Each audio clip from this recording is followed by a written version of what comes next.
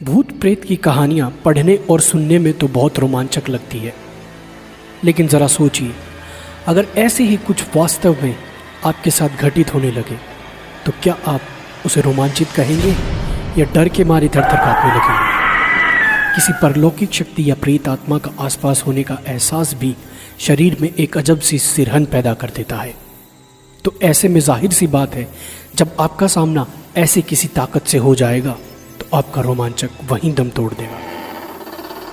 वैसे तो कहने को बहुत सी ऐसी जगहें हैं जहां यह माना जाता है कि आत्माओं का वास है।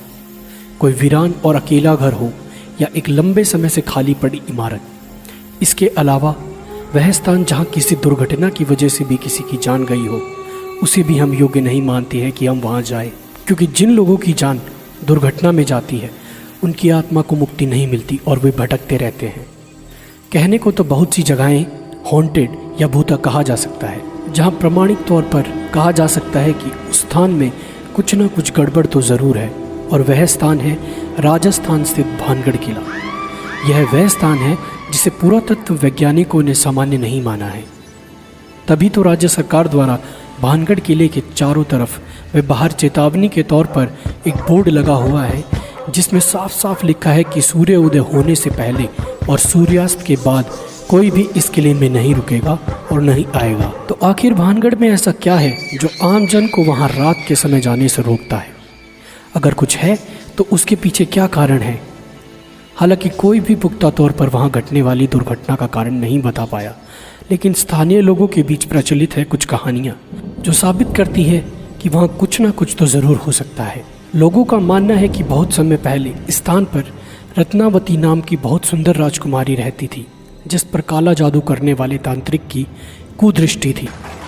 तांत्रिक ने अपने जादू से राजकुमारी को वश में करके उसका शारीरिक शोषण किया, लेकिन एक दुर्घटना के चलते उस तांत्रिक की मृत्यु हो गई और आज भी उस तांत्रिक की आत्मा वहाँ भटकती रहती है। तांत्रिक के श्राप के अनुसार वह स्थान कभी भी बच नहीं सका। वहाँ रहने वाले लोगों की मृत्यु हो जाती है, लेकिन उनकी आत्मा को मुक्ति नहीं मिलती है। प्रचलित कहानी के अनुसार सिंधु देवड़ा महल के पास स्थित पहाड़ पर तांत्रिक क्रियाएं करता था। वह रानी रत्नावती के रूप पर आसक्त था। एक दिन भानगढ़ के बाजार में उसने देखा कि रानी की एक दासी रानी के लिए केश तेल लेने आई है। सिंधु देवड़ा ने उस तेल को अभिमंत्रित कर दिया कि वह तेल जिस पर भी लगेगा उससे वह तेल उसके पास ले आएगा। कहते हैं कि रानी ने जब तेल को देखा तो वह समझ गई कि यह तेल सिंधु सेवड़ा द्वारा अभिमंत्रित है। तो कहते हैं कि रानी भी बहुत सिद्ध थी, इसलिए उसने पहचान कर ली और दासी से उस तेल को तुरंत फेंक देने को कहा। दासी ने उस तेल को एक चट्टान पर गिरा दिया। कहते हैं अभिमंत्रित तेल ने चट्टान को उड़ाकर सिंधु सेवड़ा की ओर रवाना कर दिया। सिंधु सेवड़ा ने चट्टान देखकर अनुमान लगाया कि रानी उस पर बैठकर उसके पास आ रही है, सो उसने अभिमंत्रित तेल को रानी को सीधे अपनी छाती पर उतारने का आदेश दिया। जब चट्टान पास आई तब तांत्रिक को असलियत पता चली, तो उसने आनन फानन में चट्टान उसके ऊपर गिरने से पहले भानगढ़ नगर उजड़ने का श्राप दे दिया और खुद चट्टान के नीचे दबकर मर गया। कहते हैं सिद्ध रानी को यह सब समझते देर ना लगी और उसने तुरंत नगर खाली करने का आदेश दे दिया। इस तरह यह नगर खाली होकर उजड़ गया और रानी भी तांत्रिक के श्राप की भेंट चढ़ गई। तो कितनी सच्चाई है इस कहानी में?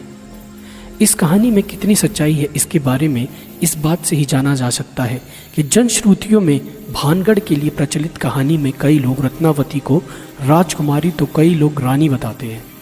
रानी रत्नावती का जिक्र तो हर कोई करता है, पर वह किस राजा की रानी थी? उसके राजा व उसका शासनकाल कौन सा था? नगर किस काल में उजड़ा? इस प्रश्नों पर सब चुप हैं।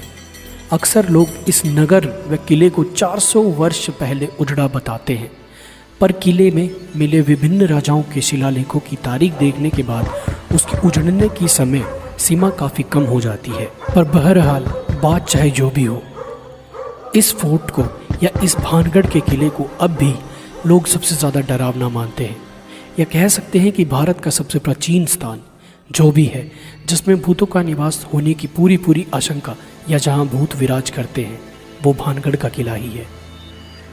तो ऐसी ही और महत्वपूर्ण जानकारियों व रोचक तथ्यों के लिए। यह वीडियो आपको कैसा लगा हमें लाइक व कमेंट करके ज़रूर बताएं। धन्यवाद।